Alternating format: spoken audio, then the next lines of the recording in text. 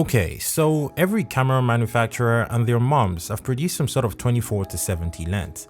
In the case of Canon, they even have two, the 24-70 2.8 and the F4. But if you're a wedding photographer and you're looking for a 24-70 to add to your kit, you will not run out of options with companies like Sigma, Tamron, and all the other manufacturer names that you could think of having some sort of unit of this 24-70 to sell to you. Obviously at very different price points. So I got some time to actually play with the Sigma 24-70 F2.8 DG OS HSM art lens very recently, and I have to say this is probably the first 24-70 lens that I didn't actually like. And in this video, I'm going to tell you why. First things first, the build quality on this lens is absolutely phenomenal. The lens feels like a tank and it actually feels really nice to hold. The zoom ring and the focus ring on this are excellent and they actually feel very well thought out and very well built. I also like the fact that you get a switch for the optical stabilization on or off, and you also get a switch where you can decide whether you want your lens to be autofocusing or manual focusing.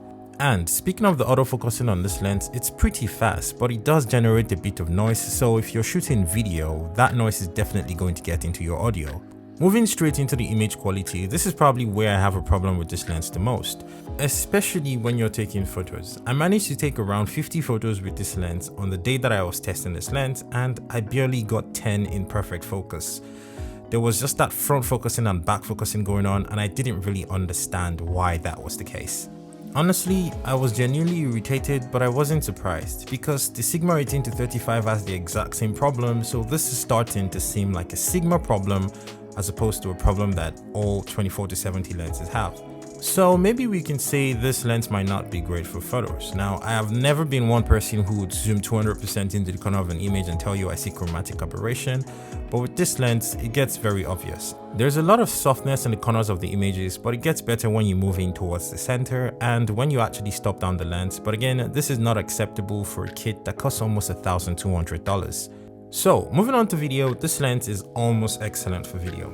I say almost excellent because a 24-70 with a constant 2.8 aperture that does not change exposure when you actually have to reframe your shot is probably a video maker's dream, and at $1,100 or thereabouts right now, that's actually really affordable.